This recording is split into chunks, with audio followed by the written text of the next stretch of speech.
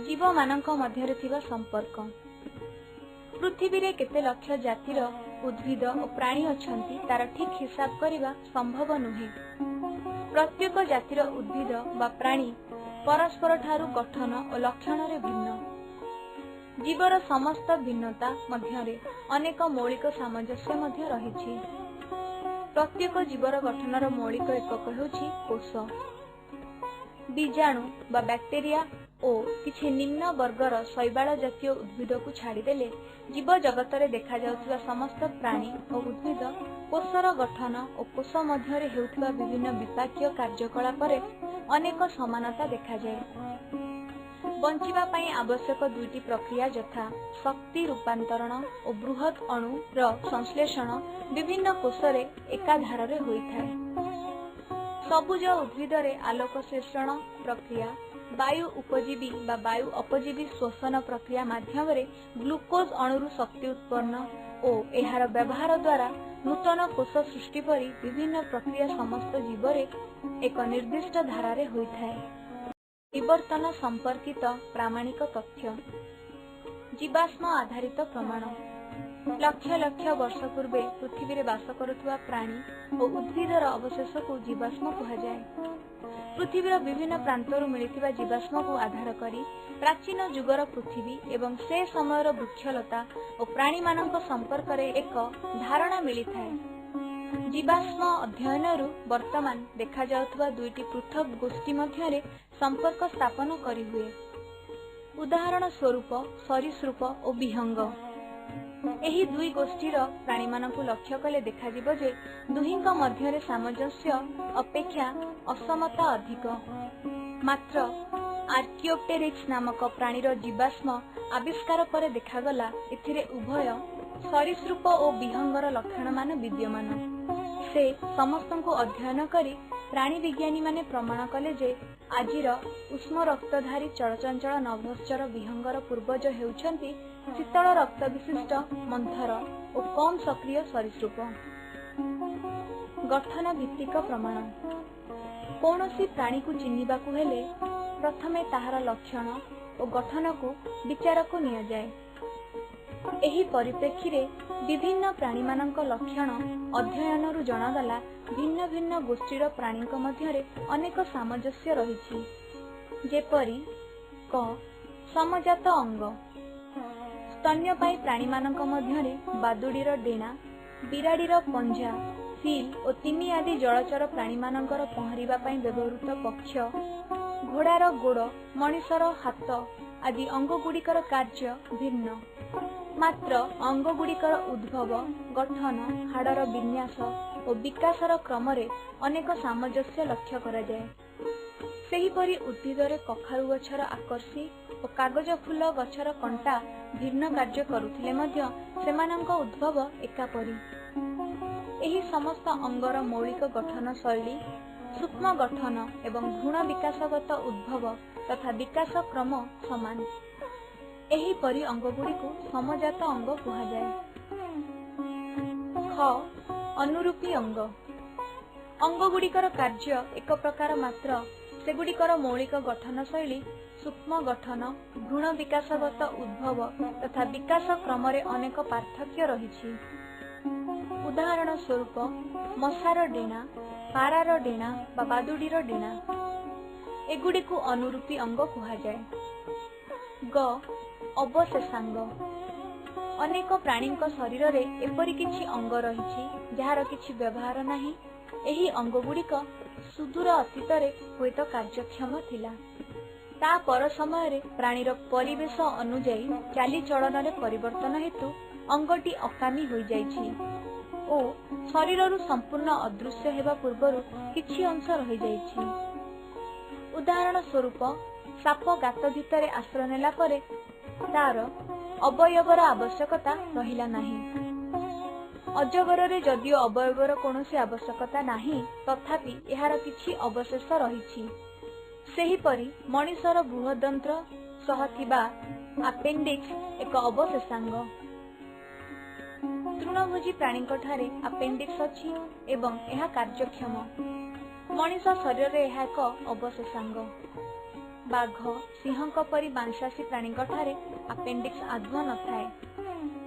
भ्रूण विज्ञान आधारित प्रमाण।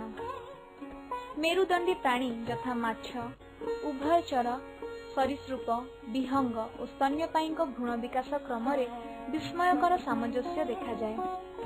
प्रत्येक मेरुदंडी भ्रूण गाली छिद्र बा तार पूर्वावस्था और पृष्ठरज्जु बा नोटोकॉर्ड थाए।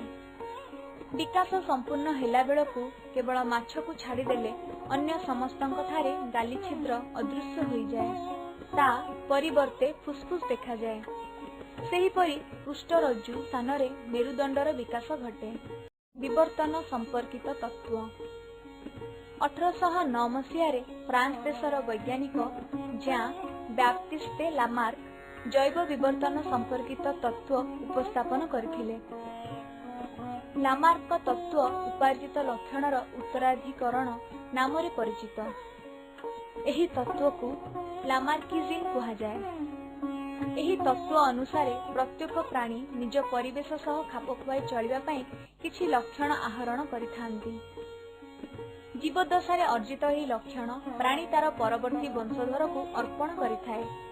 उदाहरण दे लामार्क दर्शाइथिले गछर उपर डालपत्र खाइबा पई जिराफर लंब बेक और आग गोड़ तार अर्जित लक्षण जहा एबे वंशानुक्रमे जिराफ रे विद्यमान। अन्य पक्षरे प्राणी शरीर जे अंग व्यवहार हुई नहीं ताहा कालक्रमे क्षीण होई अवशेषांग भावे रही जाए। 20 शताब्दीर शेष बेलकु अगस्ट विजमैन नामक जने जर्मन वैज्ञानिक 22 पीढ़ी पर्यंत प्रत्येक पीढ़ीर मूषार लांगुड़ काटी देखिले परवर्ती पीढ़ीर मूषा पूर्वपरी लंब लांगुड़ नहीं जन्मुछि।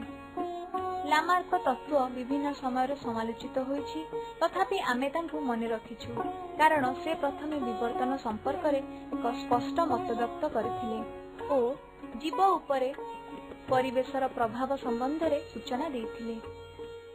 1859 ख्रीष्टाब्द रे इंग्लैंड रे द ओरिजिन ऑफ स्पीसीज नाम रे बहिटिए प्रकाश पाइला लेखक चार्ल्स रॉबर्ट डार्विन।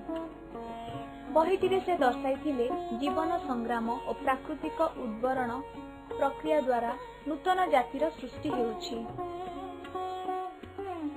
संक्षेप रे डार्विन का तत्व। प्रत्येक प्राणी बा उद्भिद रे अपरिसीम जनन क्षमता रहिछि। माछ एकाथरके लक्ष लक्ष अंडा देइथाए, सेहीपरि उद्भिद एकाथरके हजार हजार मंजी सृष्टि करिथाए। हेले माछर सबु अंडा फुटी सेथिरु छुआ हुई नहीं। जदि ताहा हुंता तेबे सागर नदी नाଳ सबु माछरे पुरी जांता। खाद्य बासस्थान रोग इत्यादि जोगु जन्मुथुवा सबु संतान मध्य बंचंती नहीं। सेमानंक मध्यरु समस्ते बड़ होई प्रजननक्षम हुंती नहीं। तेणु प्रत्येक जातिर जीव संख्या मोटामोटी सीमित थाए। खाद्य बासस्थान एवं उपयुक्त संगिनी पाई प्रत्येक जीव को कठिन संग्राम करने को पड़ी थाए। एहाकु जीवन संग्राम कहा जाए। निज जाति मध्यरे बा अन्य जाति सह प्रकृति सह जीवन संग्राम रे जहार रणकौशल उन्नत से ही जिणी थाए। अर्थात जो जीव नूतन लक्षण नहीं परिवर्तनशील प्रकृति तथा परिवेश सह निजको खाप खुआई पारे से ही विजयी होइथाए। प्रकृति सह जे निजको खाप खुआई पारे प्रकृति ताहाको आदरी निये, अन्यथा पासोरी दिए। प्रकृति आदरिबा अर्थ प्रकृति चयन करे। जो जीवटी प्रकृति द्वारा बछा होई जीवन धारण करे से तार वंशवृद्धि करिथाए। एहाकु डार्विन प्राकृतिक चयन बा उद्भरण कहिथिले। उदाहरण प्राय 230 कोटी वर्ष पूर्वे मेसोजोइक महाजुगरे विशालकाय डायनोसर परी सरीसृप जातीय प्राणी पृथ्वी रे राजती करुथिले। सेही समय रे तुषार जुग आस्थिला। प्रबल ठंडा कबलरू शीतल रक्त विशिष्ट विशालकाय डायनोसर माने निजको रक्षा करि पारिले नाही।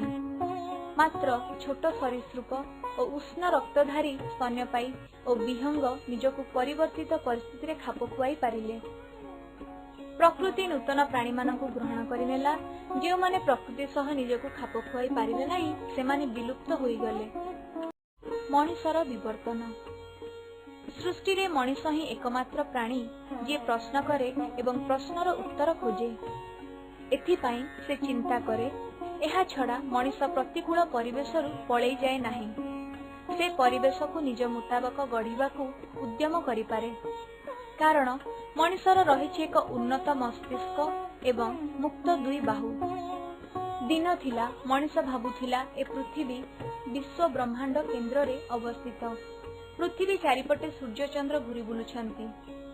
ଈଶ୍ୱର ମଣିଷଙ୍କୁ ପୃଥିବୀ ପୃଷ୍ଠକୁ ତାଙ୍କର ଛାୟାରେ ଗଢ଼ି ପଠେଇଛନ୍ତି ଅନ୍ୟ ଜୀବଜନ୍ତୁ ଉପରେ ରାଜୁତି କରିବା ପାଇଁ। ଏ ବିଶ୍ୱାସ ବହୁଦିନ ପର୍ଯ୍ୟନ୍ତ ମଣିଷ ମନରେ ଥିଲା। ପଞ୍ଚଦଶ ଶତାବ୍ଦୀରେ ନିକୋଲାସ୍ କୋପେର୍ନିକସ୍ କହିଲେ ପୃଥିବୀ ପରି ଆଉ 5ଟା ଗ୍ରହ ସୂର୍ଯ୍ୟ ଚାରିପଟେ ବୁଲୁଛି ଓ ବିଶ୍ୱ ବ୍ରହ୍ମାଣ୍ଡରେ ଆମ ସୂର୍ଯ୍ୟ ପରି କୋଟି କୋଟି ସୂର୍ଯ୍ୟ ରହିଛି। ଏହାର କିଛି ବର୍ଷ ପରେ 19ବିଂଶ ଶତାବ୍ଦୀର ଶେଷ ବେଳକୁ ଚାର୍ଲସ ଡାରୱିନ୍ ଯୁକ୍ତି ଦ୍ୱାରା ପ୍ରମାଣ କଲେ ମଣିଷ ଅନ୍ୟ ପ୍ରାଣୀ ପରି ଦ୍ୱିପଦ ପ୍ରାଣୀଟିଏ ଯାହାର ଉତ୍ପତ୍ତି ନିର୍ଣ୍ଣୟ କରିହେବ। Darwin descent of man and selection in relation to sex ବହିରେ ଲେଖିଲେ ଆଜିର ମଣିଷର ପୂର୍ବଜ ଥିଲା ବାନର ସଦୃଶ ଜୀବଟିଏ।